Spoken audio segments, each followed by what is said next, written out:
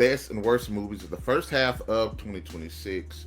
I had a bit of a late start with the films, but I did watch a few of them just to get caught up. We had some interesting films, some pretty cool ones. We got a lot of crappy ones, and granted, some of these on this list that I've seen, bottom of the barrel, absolutely no attempts whatsoever were made were put into making any of these films. They literally would just pull this crap out their butts. But I was like, you know what? I'm gonna go ahead and start going down the list of everything. I actually watched Spider-Man today, and the reason why Spider-Man is not going to be on the list because it's the first half of the year, January to June, and it dropped in July. So we're gonna go ahead and sorry for the fact that this is late. This probably should have been uploaded on like the 1st of July. But having said that, we're gonna go ahead and talk about the best and worst movies of the first half of 2026 so far. So a lot of great ones, but I do want to say the first movie I seen this year when I went to the movies, definitely, I believe. Well, anyways, what I got? Okay, so I've been binging between Tubi, Hulu, HBO, Amazon, as far as the streaming services, but I have been to the movies a couple times. So, all right, let's go ahead and go down the list. The One Next Door. Now, this film, I hadn't finished watching it, to be honest with you. I got about halfway through the film, and it's featuring about this new guy that ends up moving next door to this couple. The couple's having a bit of friction in their marriage because the husband works a lot and the wife feels a little bit distant from him because of this. And this guy moves in next door and he comes off as Mr. Perfect. So the whole situation comes off as, this relationship is kind of forming between the wife and this new guy, and the husband feels some type of way because it's kind of him being insecure, while at the same time there is this kind of threat of this guy filling in this void in his wife's life. Now, honestly, I thought this was a decent film as far as I've seen. I thought it was an interesting film. It's kind of by the numbers. It doesn't really stand out in terms of just stories. It seems like something. This is one of those stories you've seen 100 times, 1,000 times, but for them, it's decent. See, when I watch movies like this, where it's like the story and the formula has been repeated, at least if you can't innovate with it, at least do it decently. So I don't really have a problem with it, but I need to finish the rest of the film. I only watched the first half of it, so hopefully it gets better and not to go down the generic formulaic line that you typically see in these films. Then, of course, the next film, the Super Mario Galaxy movie. I got the review on the channel, so check it out. I thought this was a fun film. I thought this was a good film. In the film, Bowser's son is basically threatening the cosmos, and he's rescued his father Bowser. And on one hand, Peach is going to help and find Rosalina, and at the same time, you got Mario, Luigi, Yoshi, and Toad going to help her, and they're exploring the universe. Now, the galaxy. This film feels like it should have been actually like the title and the expansion of it should have been like the third film of a trilogy rather than the second one.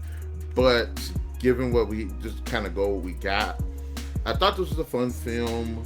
The story is good. It's got a little charm, a little heart to it. It's not as deep as you would think it is, but it is focuses on relationships between characters. Most of it, you see the relationship between Mario and Luigi, not as prominent as in the first film, but you see their relationship, and then there's a relationship between Peach, Rosalina. There's a relationship between Bowser and Bowser Jr. So there is a bit of heart to the film. I think it is like a fun film. There are a lot of really cool sequences. They do incorporate a lot of the platforming sequences from the games into the film, which makes for some pretty cool action sequences. Visually, it's a good looking film. Again, it had some laughs, had a lot of action. My boy Falcon was in the film. I thought he was actually pretty cool. I think he was a little underutilized. In the first film, Mario ends up interacting with Donkey Kong, and Donkey Kong does get a really good sizable chunk of screen time in the film, and I think Fox almost gets almost as much, but I don't think he has as much. He doesn't stand out as much as Donkey Kong did, even though he does some really cool stuff. So it was cool seeing Fox and everything, and of course, this is going to open up, the next Mario movie that's going to come out. What character is going to make a cameo in it? Rob was in the movie. That was actually pretty good too. It was pretty fun scene too. But it was cool seeing all of these characters from throughout the entire Mario video game franchise. It was actually pretty cool seeing that. One of the best video game movies. Do I think it's better than the first Super Mario Bros. Movie? I don't know, because a lot of times I feel like movies might not top the first movie. They might just be as equal. So if the first one would be like a 4 out of 5, this one definitely be like a 4 out of 5. There are some things it does better than the first movie, but there are some things the first movie does better than this one. So I thought that was actually a really good film. One of my favorite films so far of the year. Now, this one I just recently saw, and I was so freaking frustrated with this film. There were so many missteps. There was so much bad writing. I was like, good God. And that is Lee Cronin's The Mummy. Most of the problems I have with the film is just the writing, especially the writing of the characters. I think these are some of the worst written characters. And it kind of goes to show that kind of this frustration that I've had with films for a while, where we have characters that are just so freaking stupid. They're dumb. They make decisions that don't make any sense. There's no plausible reason why. We don't get enough character development, character motivation, character backstory to justify some of the decisions these characters made. Like, the film is about this family whose daughter ends up being kidnapped by this cult, and they end up finding her later as kind of like this, like, I don't know what to say, emaciated. Like, she looks messed up. She looks tortured and messed up. In fact, if you play Gears of War 2, the scene where Dom found his wife, where the Locust was torturing and experimenting on people and stuff, that's what the girl looks like. She looks like something out of left field. So they bring her home to try to take care of her, and to some extent, and as the movie's going on, things are just wild, and this girl's wilding out, doing all types of creepy stuff.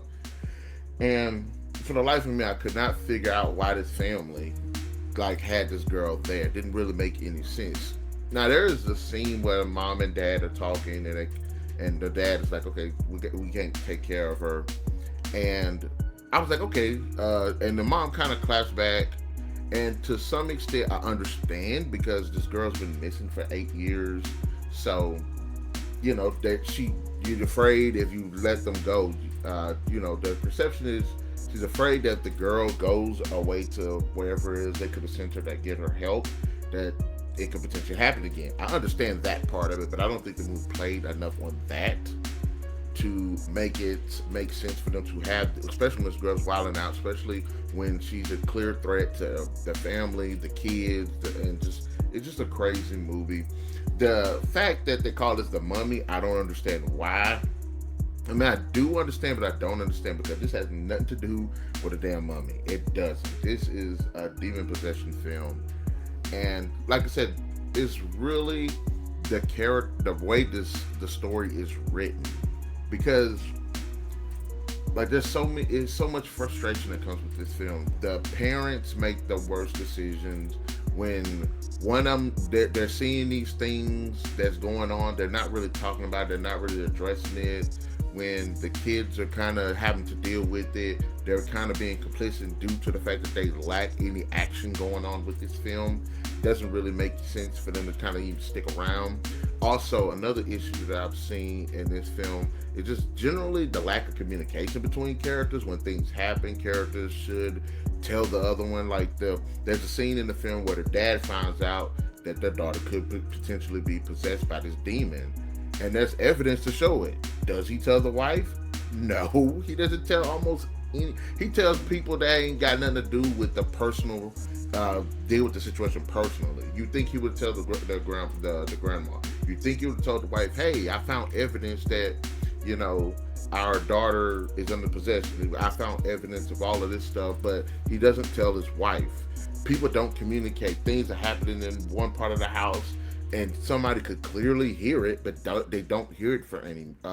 They don't hear it in another part of the house. Like, you know what I'm saying? It's stupid. It's just a frustrating film. I thought it was dumb. I thought it didn't make any sense. I thought nearly all of the characters were made bad decisions. Hell, there was a scene where one of the few characters the one character I did like was a cop. She does something stupid. She finds out where the girl. She believes she finds out where the girl was kidnapped, and instead of taking like a couple of officers with her, she just goes there by herself. So I was like, nobody knows you went there. They could have killed you. You wouldn't even know what happened. And even if you look at the story itself with them taking this young girl and putting this young girl in this demon body, and I'm thinking, there's plenty of people in the world you could probably do that to, and not a little girl.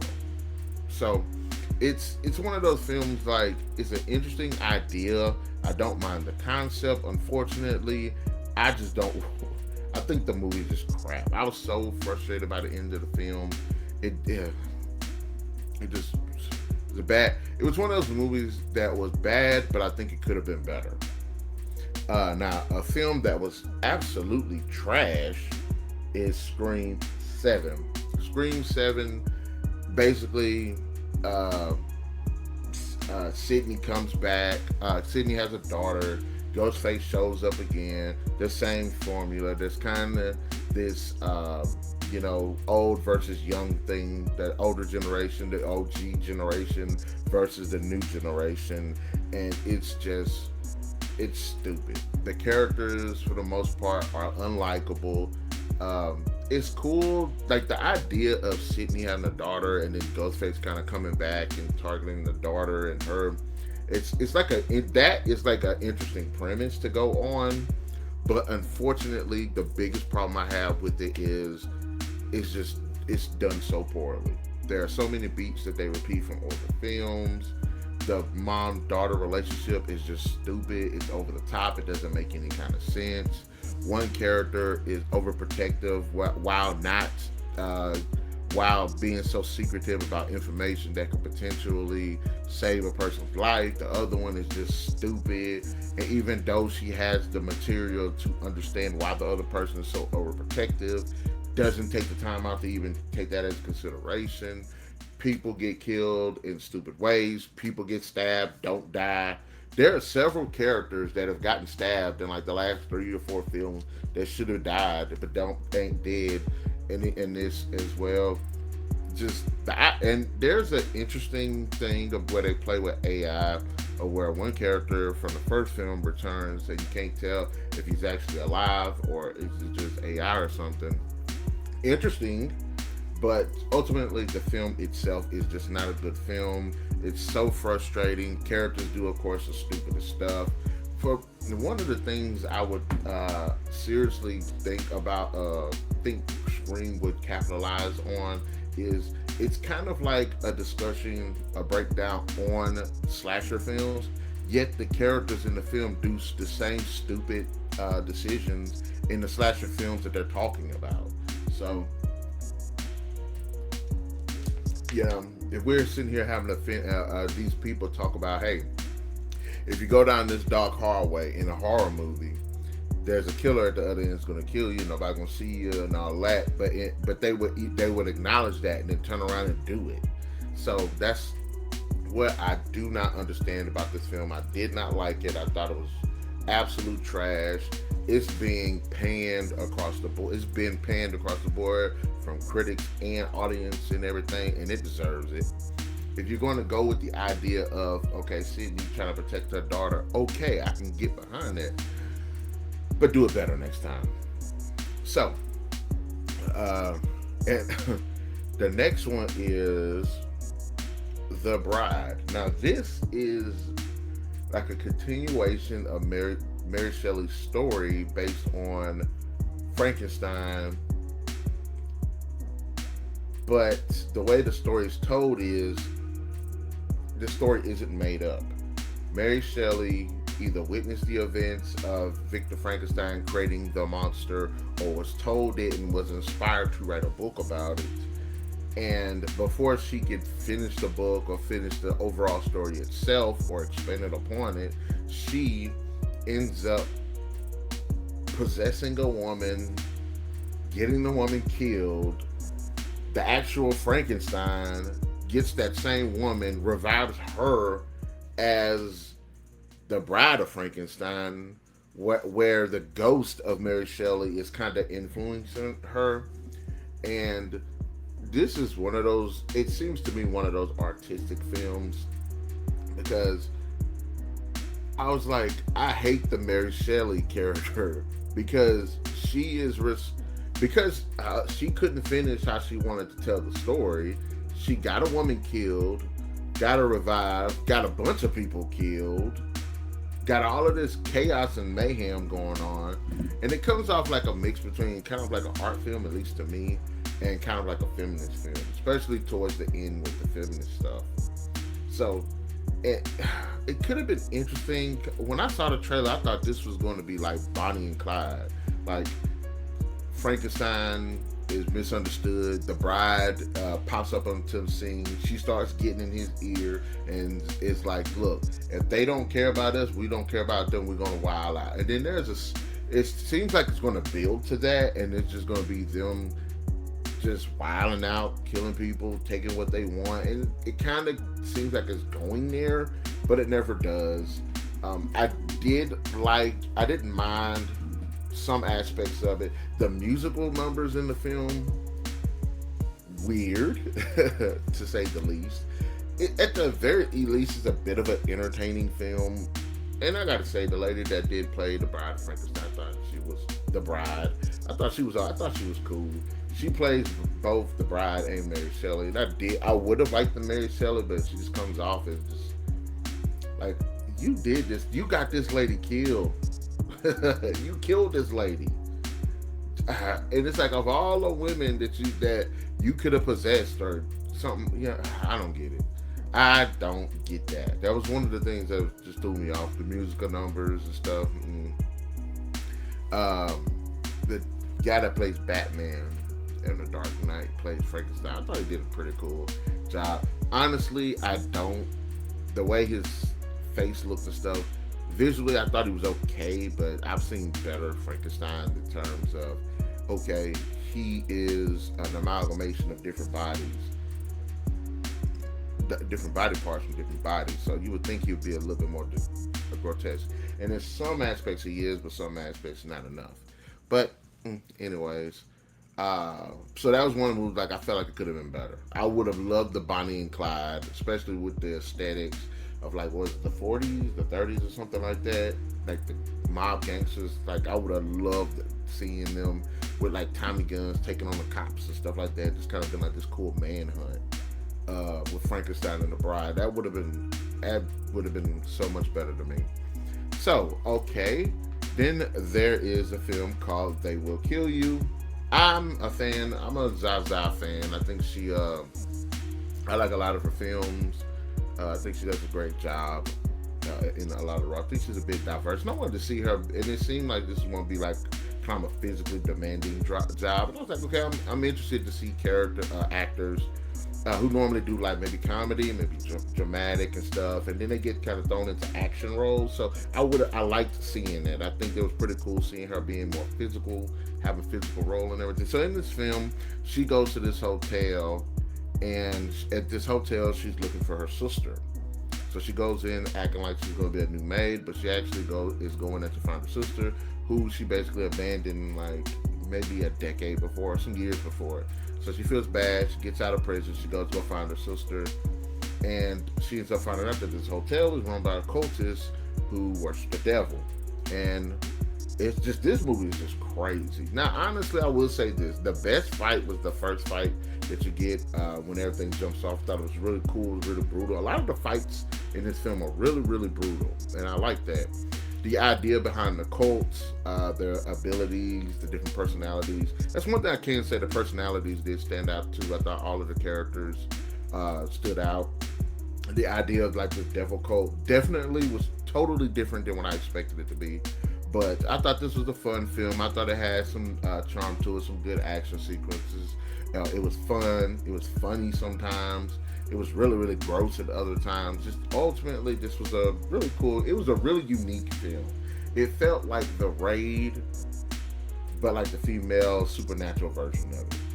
And I would say the fights kind of, the first fight was brutal, but there was like really cool choreography to it. And it feels like the other fights kind of get a little bit simplified. Like in the first fight, she's bouncing off, like they're hitting her, she's bouncing off them, she's hitting them. She shows skill and adaptability, and it gets very complicated with her having to deal with multiple. But in the other fights, it's kind of like she hits him one time and they're out. But the first fight, she could hit one guy, knock him down, he comes back, she hit him again, knock him down. There's big complexity to it. But the fights got a little bit more simpler as the film went on. But the end fight was kind of cool too.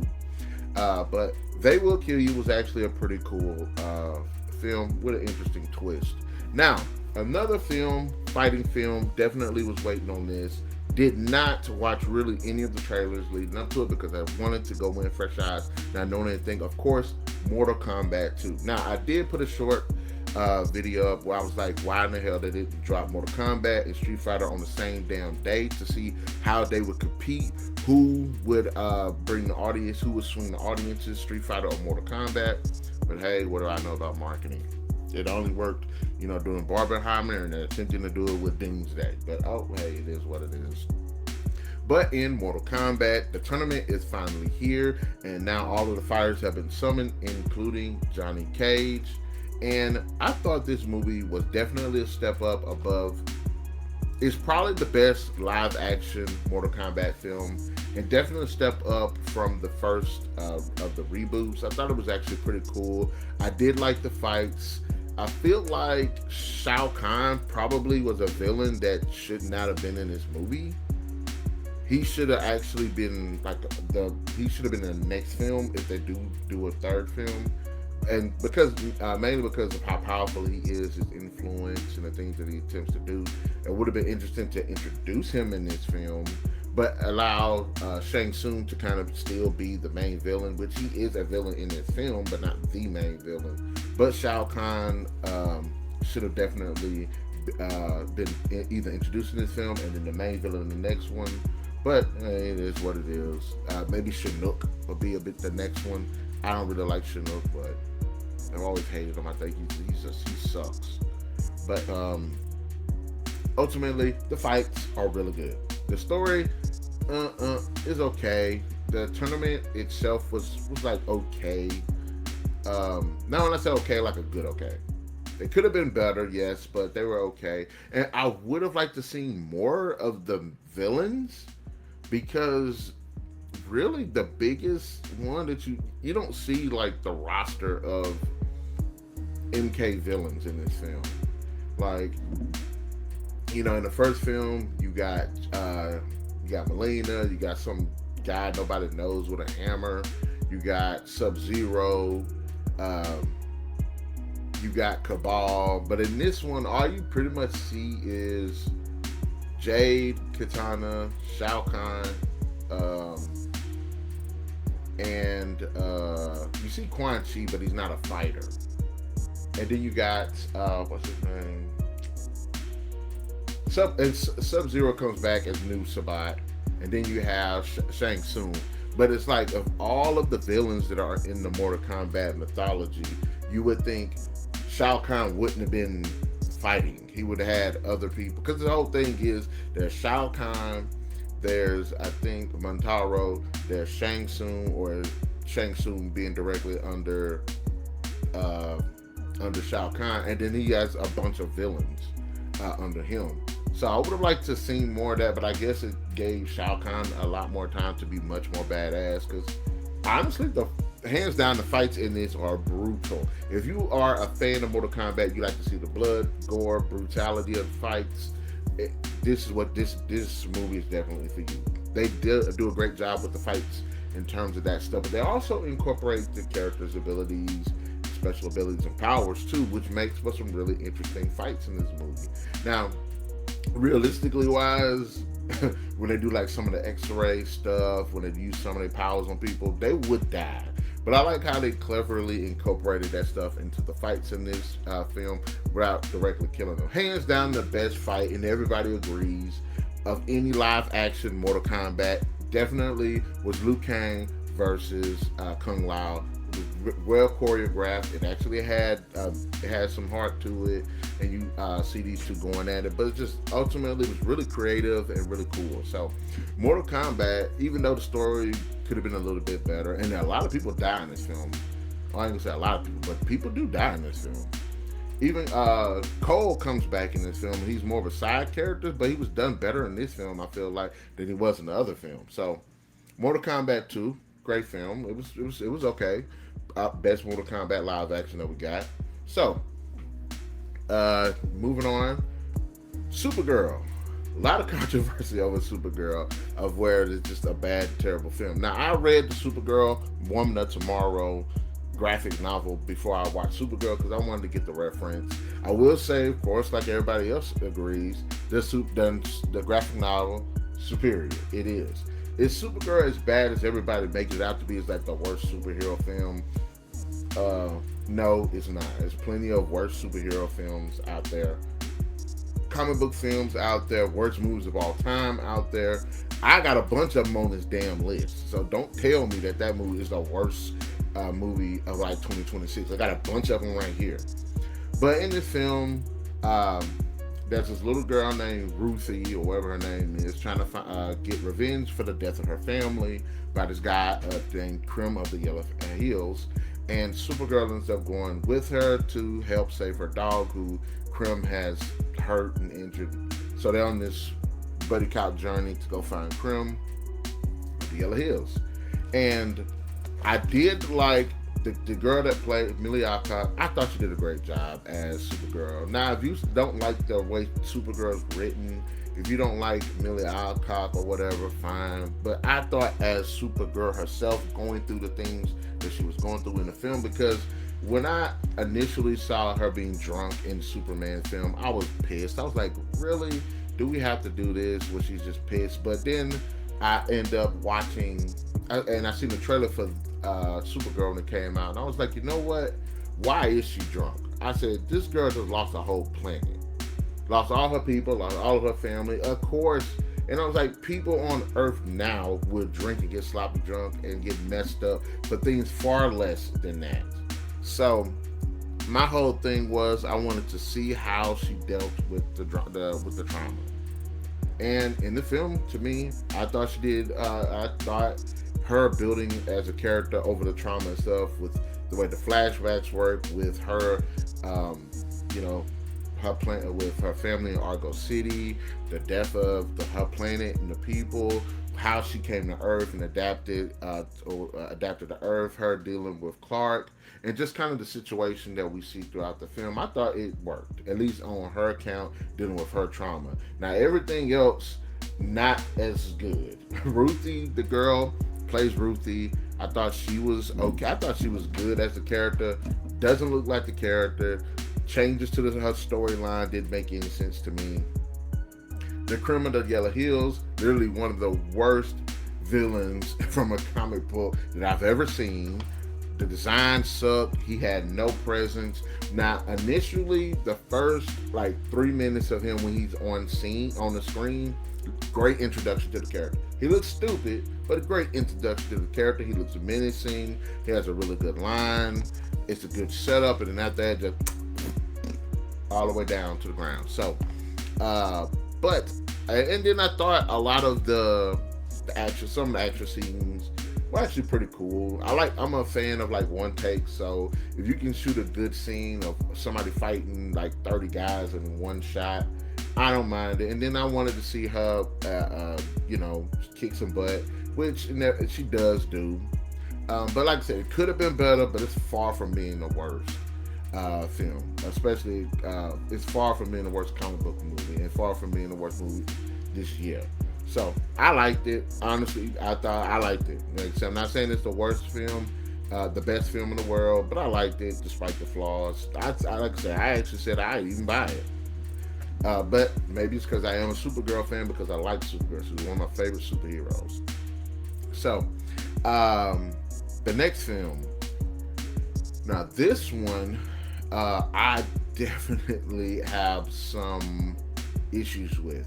That's Scary Movie 6. One of the things that I have with Scary Movie 6 is this.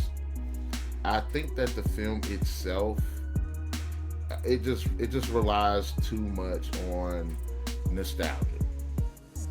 Way too much on it. I think it would work if they would actually taken the time out to do something original, but they don't. They let's see. I have no idea what I just did. Oh snaps! Hold on. Um. Oh no! Whoa! Hold on. Okay, cool. I don't know what I did. Lord have mercy. I'm trying to edit this, but I don't know how. Let's see. Sorry about that. Give me 1 second. Hmm. Oh, hold on. Nope. No, that ain't gonna work. Let's see.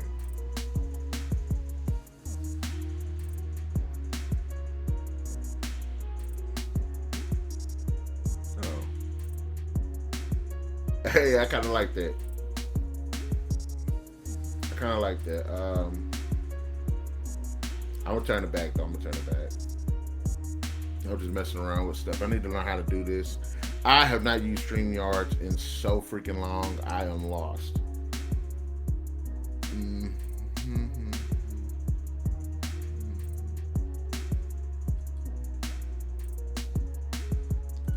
Okay. I am just doing all type of stupid stuff. Okay, so I was trying to change the background. Damn it.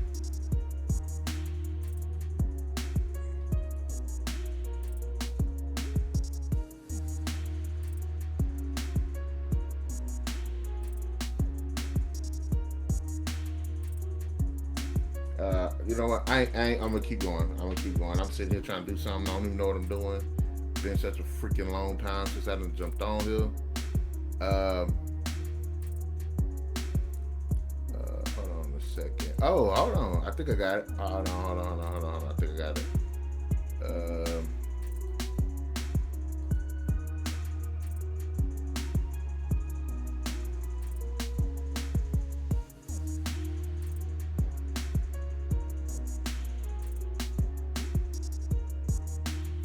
oh, that's stupid. Hold on. Let me see.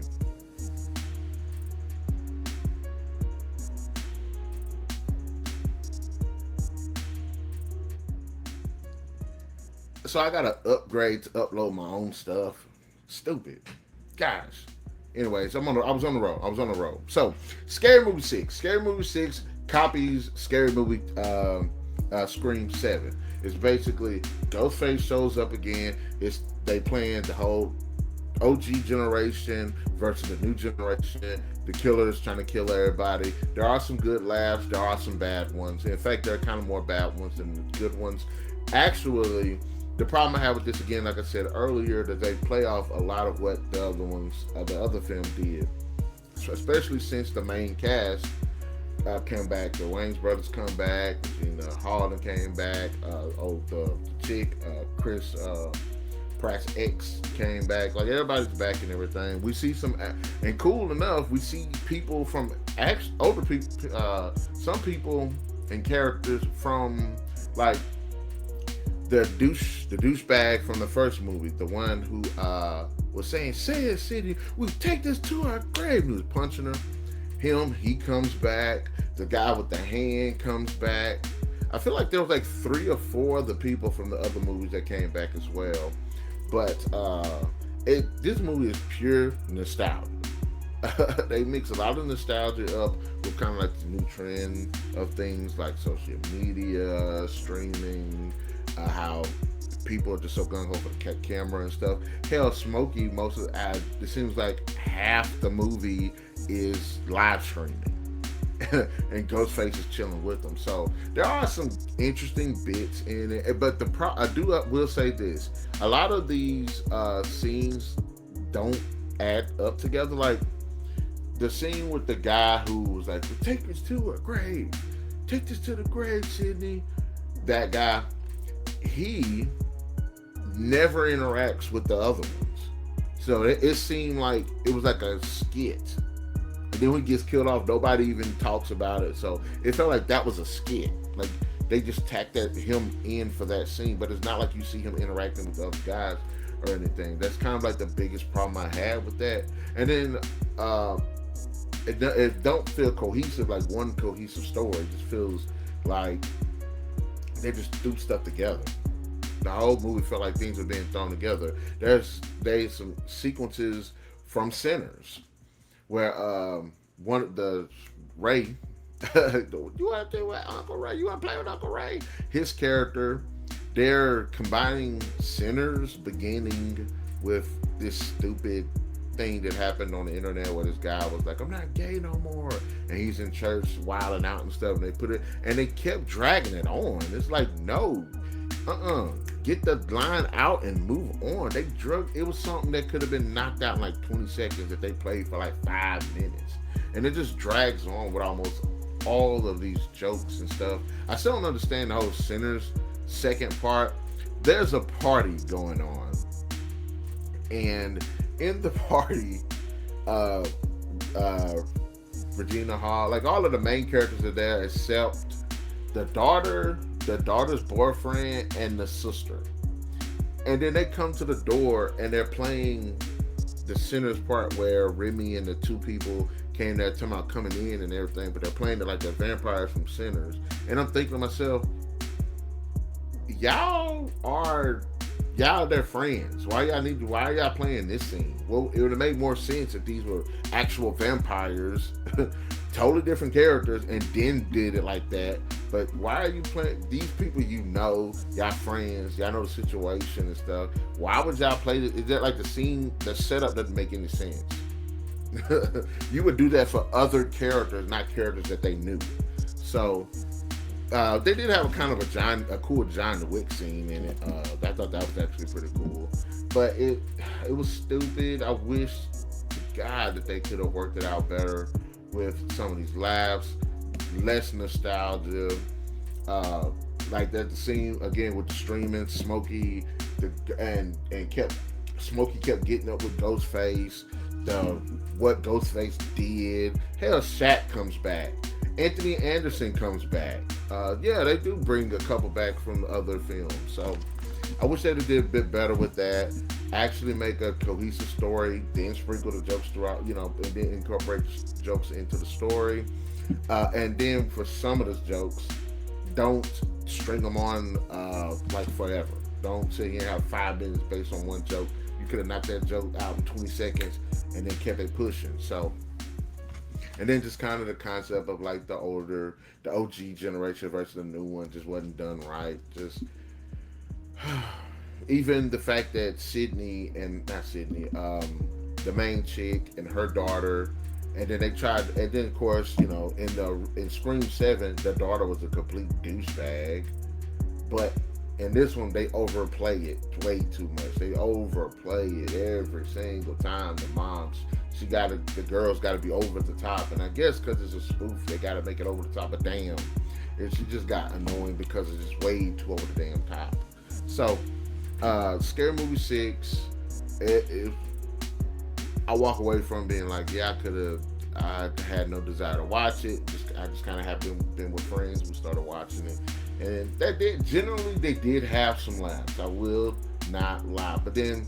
And then kind of another thing I don't like about a lot of these spoof movies, every time there's black characters, they always got to have the same jokes, and most of it is geared at white people, and it's always a thing in these movies. So I wish they would have stopped that. They kept doing it in this film, and it was very annoying.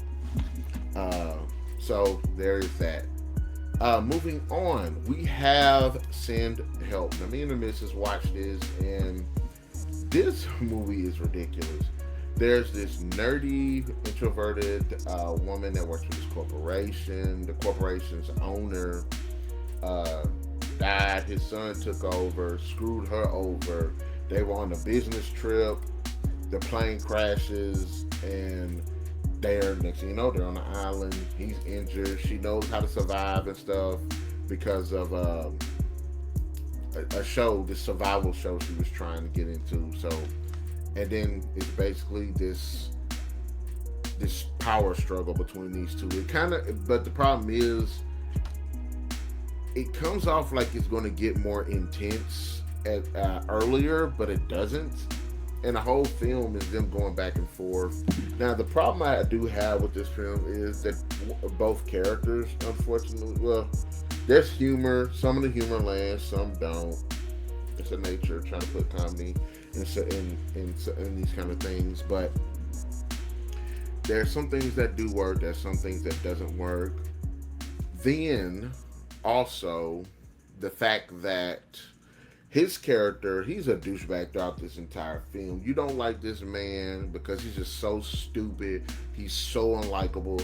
And then look, at some point you would stop being a douchebag. You just would. It doesn't matter if you don't like a person. At some point and there are some people that just douchebag just to be a douchebag. I get it.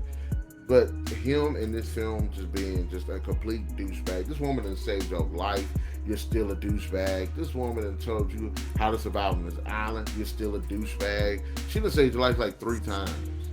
Now, there is one time he does save her. That's like the only redeeming quality he has in this entire film. But still, he's just so stupid. But then also, she's likable in there, but she does 2 things in this film that make you be like, I cannot root for her because, oh snaps, because she basically had the opportunity to get them off the island and didn't, and then she ends up doing something really, really terrible later on. So, but it's odd because of this power play between these 2 characters, and they do it differently and for different reasons. But if I found it hard to like either character, I will say this. I still, even though she did do something bad, and I'm not saying that it makes it right or makes her good, I still didn't like him because he had so many opportunities to stop being a douchebag, but he just kept doing it. It didn't make any sense, the stuff that he was doing. But also, again, I got some of my Lord have mercy. Also, this didn't make any sense on her end to do some of the things that she did. So, I will say I was thoroughly surprised at that change that they put into her character. And there is a lot of suspicion and thrown out there that she is a potential killer before the events of the film, but that's neither here nor there. But ultimately, Send Help is a decent film. I actually liked it. I would watch it again. I wish they could have worked a little bit better out with some of the humor and then kind of put in a bit more of the thriller elements earlier on throughout the film. So, one of the worst films that I've seen this year that supersedes Supergirl, Sharks versus Mermaids. Now, you could say, hey, low budget, no money. I'm sorry, that's no excuse for just making bad movies. The film, overall, the story just don't make no sense because there's this mermaid out there in the water, and then there's this dude that could turn into a shark hybrid, and they are, I don't know if they're fighting or not. All I know is half the times he's on the beach, in the middle of the beach, not by the water, doing, and he's just killing people. And then when the first time they get together, it's a, and there's no fight. And I'm like, how are they gonna fight? If they if they were going to fight on land, he would kill her, and I'm quite sure if they were fighting the water, he would still kill her. It's like, I don't understand the movie. It doesn't make any sense in the slightest. Not, I think that it seemed like there was two guys. Now that I think about it, it seemed like one guy was purposely going out and killing people as like a shark guy, and the effects are so bad. The makeup and stuff bad. You can clearly tell it's a guy with a shark mask on. You can even see the damn semen neck and stuff. Don't make any effort whatsoever to just. Less is better, I guess. Less is better. But this movie I didn't like. I thought it was absolute trash, stupid, and that people. I'm sorry. I get people like B movies and stuff, but damn, I don't get this. Why in the hell would you even make this shark versus mermaid? You would think it would be like, okay, literal sharks, an army of sharks versus mermaids, not one shark versus one mermaid, and it ain't even a shark; it's a shark dude. So I don't get this film. I really, really don't. We got this movie called Starbright. Now, in Starbright, there's this girl who ends up seeing this star or this light crash, and she goes to get it, and she sees an angel. Now, the angel is played by that one weird guy from Indiana Jones and Raiders of the Lost Ark, or The Last Crusade. I think The Last Crusade, the one with the red hat. He's in it. He plays the angel, I think Gabriel. And at the same time, she goes on this adventure with him while being pursued by these criminals, one of which just escaped from jail. I didn't finish it, but I got about halfway through the filming. Up until that point, I thought it was an interesting film. I thought it had an interesting premise. The pacing was pretty good. You kind of get the gist of all of the characters. I thought it was interesting. I do need to go back and finish it. And so far, based off what I've seen, I thought it was still a solid film, a movie leading up. Now, it could be just like any other of these other films and just have a terrible ending and tell the third act, but we'll see. But Starbright was actually interesting. Now, another crappy movie that's worse than Supergirl, Popeye Returns. Another low-budget movie. We're trying to capitalize off Popeye now that the damn what's the name? The copyright thing is up on it. And this is a follow-up to Popeye the Slayer Man, I think. Or it was a Shiver. No, that Shiver Me Timbers was that one.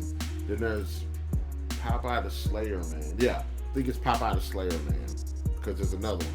So there's a total of 4 Popeye films, and this is a sequel to the Slayer Man one, I believe. And in the film, Popeye escapes from, I don't know, Arkham? Some poorly maintained and employed prison. And he's going after some people for some reason. I don't honestly understand what Popeye was doing in this film. But they try to play him off as more of a supernatural threat in this film. He's like a supernatural threat in all the films, but they try to give him this really kind of interesting supernatural thing, like Victor Crawley, like Jason, where he is one with like the swamp and the water pond and stuff. He kind of shows up like fog and stuff. There's like the chain and the anchor. They try to give him kind of like a mythology a little bit. And no, wait. The girl, the girl from the previous film, who you thought he killed, she survived, even though it's a totally different woman, and she looks younger than she did in the first film, for some reason, I don't know why. And he's coming back to this camp, I guess, and I guess that's them kind of playing off Camp Crystal Lake, and I don't know. The whole time there's this like group of guys just after him too. The security force is kind of after him, and he's killing people. There's the girl comes back there to the camp with the main chick. She ends up running off. Everybody's looking for her, and while they're looking for her, Popeye's killing them. And it's a bad movie. It's terrible. It doesn't make any sense. This is one of the bad movies I just laugh. I get frustrated, but I laugh at it because it's just so freaking stupid. The mythology doesn't really make any sense. You can't tell if Popeye is actually. They try to play like he's actually human at times, but they say that he's got these supernatural powers. But of course, the powers pop up just whenever the plot says so. Nothing's consistent about his character. He looks like crap. He's the actor playing him does a crap job. The characters, of course, they're not written good. The direction's bad. The dialogue's bad. It's low budget, and you can make some good movies with a low budget. You just gotta give a damn. And I get that they just pumping stuff out, and I don't know how in the hell that they're being subsidized for this, but they don't give a damn when they make these movies. And some of them I think okay. This one, no, it was crap. Just the mythology was just, and I'm actually interested in somebody being able to make a Popeye horror movie and make the mythology interesting, make it deep, make it cool, make it immersive. But when you watch these type of movies, you don't see no interesting, fun mythology behind Popeye the Slayer Man. So, and even the ending, I was like, what kind of crap ending was that? That's how y'all capture him? Really? So, I did not like that film. I hated it. Now, a better film, I didn't think it was going to be better. It's called I Know Where You Live. Now, in this film, there's this woman who was hurt by her previous relationship. And when she dates and stuff, she's more to herself. She's not really dating, but she has this rule. Anybody that she's dating, she doesn't want them to know where she lives at because she used to have a stalker. And she ends up meeting this man. They get close, and then things start going left. Interesting film. I liked it.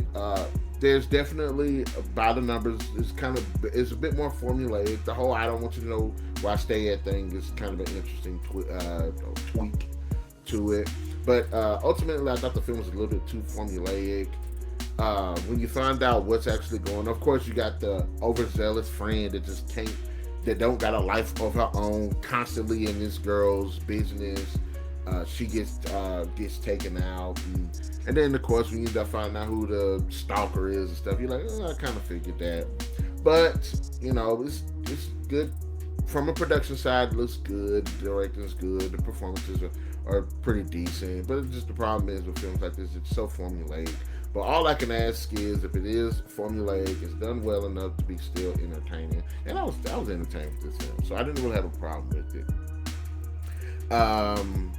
Another one of these crappy movies that I watched, Aladdin.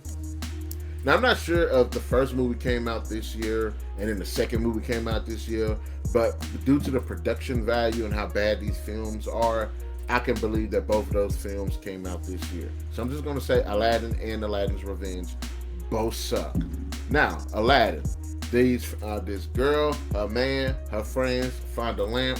The lamp makes them kill each other. That's it. Aladdin's Revenge. She goes to a rehab. The lamp shows back up. The lamps makes them kill each other. The stories are stupid. Why would you call it Aladdin? You don't even really see the thing in the lamp. They make it seem like this dark forest. So you think, okay, genie, Aladdin, okay, cool. It has nothing to do with the Aladdin story whatsoever.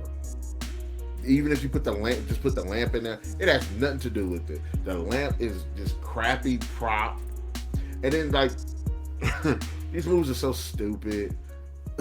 Like, the idea of the obsession over the lamp can cause people to turn on each other through greed or fear, paranoia. That would have made for a much more compelling story. And to some extent, you see what they were trying to do. But they failed on every level with this. Every level. Those characters, again, poorly written, poorly acted. It felt like they just said, hey, sitting here for 5 minutes and just say whatever, and we'll just record on that one take. And I like one takes, but not those types. No effort whatsoever put to the location, put to the acting, writing, directing, dialogue, nothing.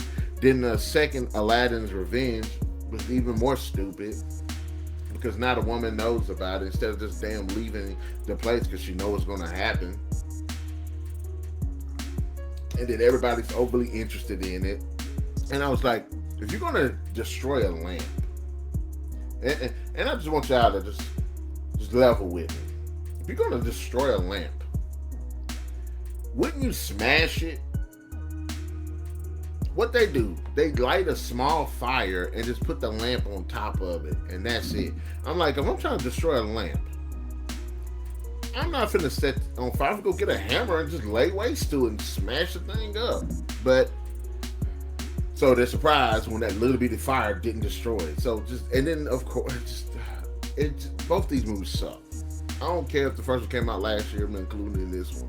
But Aladdin sucked, Aladdin Revenge sucked. The fact it has nothing to do with Agrabah, Aladdin, Genie. And look, Aladdin ain't the first, the Disney Aladdin ain't the first Aladdin. It's not. But the fact they playing with it because of the whole, Disney, the rights and all of that stuff. But it's just stupid. I would even been like, okay, if they put some like, I don't know, some Middle Eastern stuff into it, just something, a mythology or something, just a stupid movie. Just both of them, freaking dumb. I don't see how these people make money. But something a bit better. There's a movie called Lure. In the film, this guy ends up going to meet this girl at her house. She's got to having a get together. And when he gets there, he finds out that the woman is crazy. She's got four other guys captured, and basically they're going to play a game to where the last man standing, she sleeps with them to have a kid. Interesting film. I thought the guys were kind of stupid because when things were going on, I'm like, some of the guys were doing things that didn't really make sense to me. Like, I'm like, I get you have the hard ass. I get you get the smart ass. I get you get the person that just like, I just got to mouth off. But I'm like, this chick is crazy. I ain't finna mouth off to this girl. It's not like they try to seduce her. It's not like they try to play mind games with her. It's not like they do anything like that. They literally, especially this one guy who gets stabbed in the leg. And I'm like, that's what he gets because he was stupid. What you think she's gonna do to you, dummy? Now the film kind of gets a little crazy towards the end, and the ending was a bit, I didn't see it come. Not that I didn't see it coming. It was a bit different than what I expected. Felt like there was no resolution almost. But the film itself, the whole setup of, hey, this woman is trying to basically cull the herd to get the strongest male. And I'm sorry, there's a better way to have done that than what they had in the film. The games that they played in this film were stupid. I'm like, I understand you got 5 guys, you see something you like in all 5 of them, and you want to see which one is the best one before you can have, procreate with them and stuff. But I was like, you could have did better than this. You could have had some arena matches going on. You could have had some Saw type stuff going on. There's only one sequence where it was like, I felt like, okay, this is some extreme stuff where I understand it'd be hard for somebody to like the scene, I'm going to just spoil it. The scene where these guys are in this basement or something. They're chained up. And each one of them has a part of their body that they have to destroy in order to survive the round. One guy had to burst their eardrum. One guy had to poke himself in the eye. One guy had to, I think, cut off a finger or something like challenges like that would make more sense. Where I'd be like, I understand. But kind of like the earlier games that they played were stupid. But I thought it was an okay film. I just kind of wish they had better games. If it's going to be that brutal, be brutal. So, and then we have another film, Bride of Frankenstein Awaits, which is, I guess, a ripoff of The Bride. I could not finish this movie. It was stupid. This girl get married, she died. And next you know, he's trying to bring her back to life. but the guy that he enlists to help him says you gotta get these body parts from other women that are alive to bring her back. And I was like, interesting premise. But the writing, the dialogue, the storytelling, the direction, almost every aspect of this film was just stupid. Now I could have actually watched this film and see what they were going for. Back in the day, there was a movie, I can't remember what it's called, but there's a man, this woman, the woman they got into an accident, the woman got decapitated. And what the guy was trying to do was he kept her head alive, but was trying to find another suitable woman to take her body and remove her head and put the other woman's head on that body. And I thought if the writing would lean more into that on a better level of writing and acting and performances and characters and all that stuff, we could get there. And then the thing about this film was, it was like, well, you have to take body parts from different women. And I was like, why does he have to take body parts from different women? Why not just take the one woman, like take a woman and do it? Why would you have to take different body parts from women? It doesn't make sense to me. It was just a stupid movie. Another exceptionally bad film based on a fairy tale. Wizard of Death, the Tin Man's Rise, in which the Tin Man from the Wizard of Oz is killing people and ripping out these hearts. It's bottom numbers, no effort whatsoever given to it. This guy's made of metal, he's clunky, he's clumsy, he sneaks up on people. I don't understand how you can hear this asshole a mile away. Oh, there's a train coming, but hey, we're going to keep going. That doesn't make any freaking sense. The heart, why is he taking out people's hearts? He's a machine, and he tries. I get what they're trying to do with the heart thing, where like he wants a heart, and they do try to explain why he wants a heart. It's a stupid premise. Between him just appearing out of nowhere, even though you can hear him and clearly see him, the fact that the characters are so stupid. Of course, they're stupid every time, and he moves slow. So, what do the characters do? They get into a compromised position, and instead of running, and they could easily outrun him, of course, they just sit there for like 5 minutes to get killed. And then when characters make smart decisions characters get opportunities to leave and survive, they don't do it. Of course, they do stupid stuff. Look, I'm gonna tell you like this: if I drove a car to the woods and a killer has, I went to a cabin. The killer that came to the cabin, I done escaped the killer, and I've gone on about my way. And I get back to my car, realize the keys are in the cabin. I'm walking. The killer's already let me know that he's not going to make it to the car. He's going to stay over there by the cabin. Why in the hell would I go back to get the keys? I'm walking. I can Pete and Charlie are my best friends.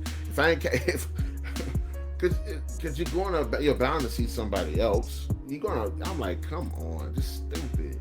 Absolutely stupid. Absolutely poor writing. Literally one of the worst films of this year. And the absolute worst film. The worst. I had the misfortune of watching it last night. When I say this film is absolutely the worst, I've talked about some bad movies in this list today, but this, hands down, has got to be the absolute worst. Cursed Hearse. This film, low budget, shoestring. No, it's a no budget film. This dude buys a hearse to start up a limousine business in a small town. The hearse is cursed. Almost everything about this film is stupid. No talent behind it whatsoever.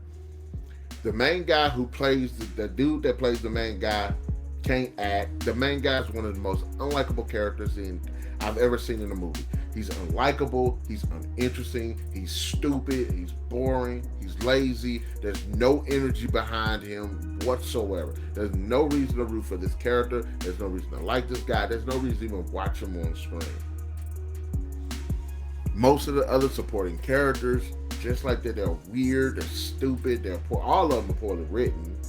All the dialogue's bad. There's no energy behind this movie, and like the idea is absurd. This when the movie starts off, this dude his car is messed up. So he's talking about he's trying to save to get another car. You find out in the movie he ain't saved nothing. Then I'm like, then how did you? So why would you say you were trying to save to get a new car? You ain't saved no money. He has nothing going on in his life. He has nothing interesting going on in his life. And then when the hearse comes up, he's like, well, I'll go buy this hearse. And I'm like, the hearse? And now I'm like, the hearse is one of those cars, it looked like it's been there for years. And of course, if a car sits for years, there's so many things you got to repair on it. It's more harder to repair a car that's been sitting in the ground, in the element for years, than this car that you got.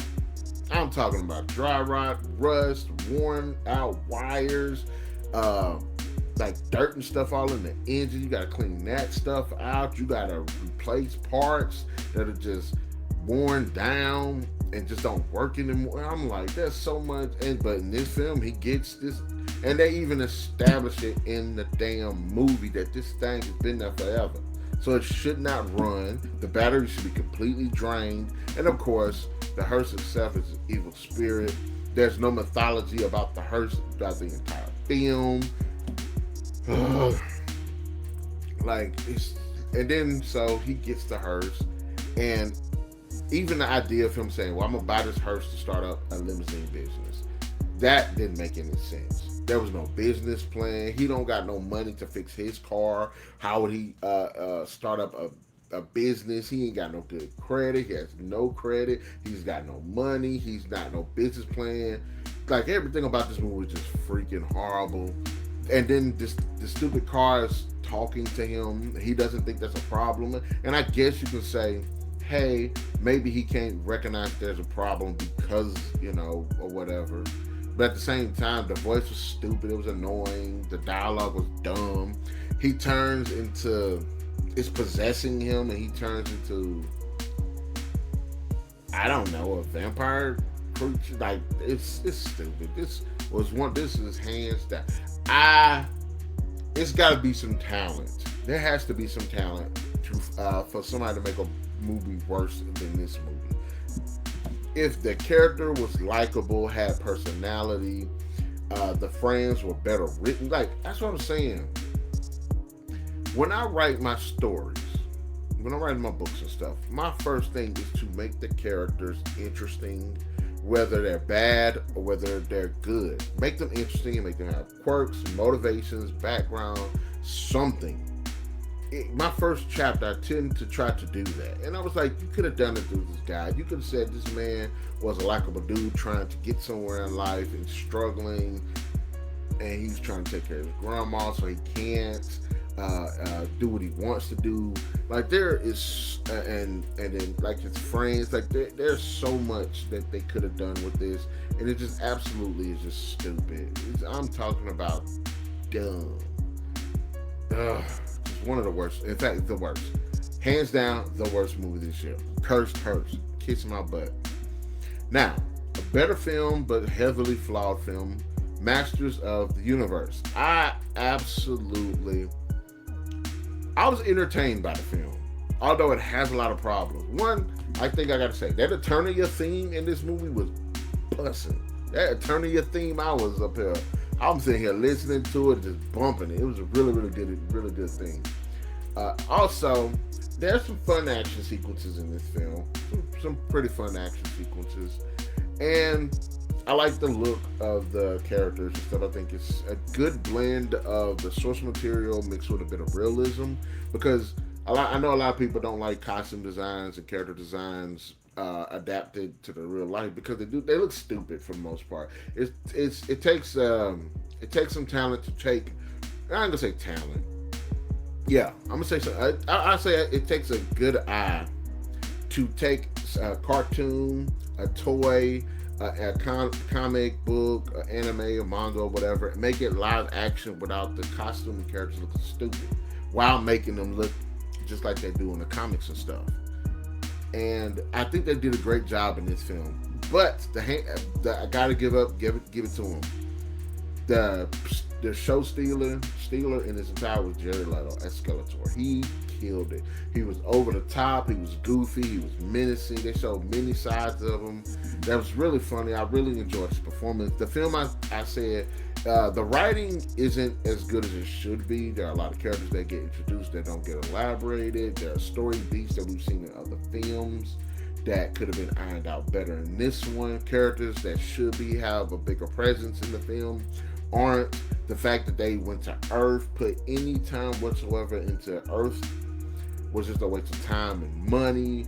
The fact that the production value itself is good. The problem I have with it is this is like one of those $200 million projects that shouldn't have been $200 million. I think you could have made a good film with like maybe 50 to 75. It takes somebody with some talent to construct this world, get these actors and stuff, tell this good story with that kind of money, with that low a budget, instead of that, because there's a sequence, and I want to make a video talking about that felt like completely unnecessary waste of money that they put into this film.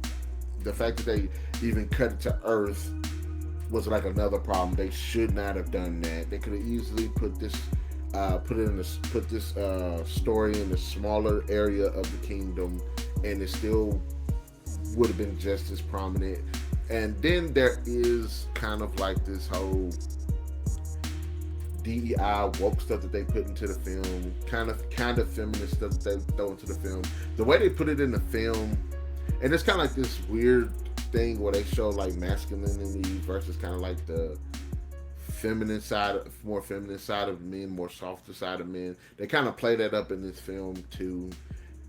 As far as that's concerned, I it to some extent it works, to some extent it doesn't. So this was still an entertaining film. It actually kind of got me wanting to look more back into the He-Man and the Masters of the Universe franchise. So if it can do that, and it's at this point it's bombed, but the way it ends off, I kind of want to see a sequel. I don't want to spoil, the ending shows She-Ra, so I kind of want to see if they're going to do something with that, or if that's. I think I remember hearing that they were going to do Masters of the Universe as a film, and then the second film was either going to be released on Amazon or it's going to be like a TV show on Amazon. But I think it's going to be the second film supposed to be released on Amazon. If it is, I'm interested to see what She-Ra can do. And then lastly, the best film so far I've seen this year, absolute best, Project Hail Mary.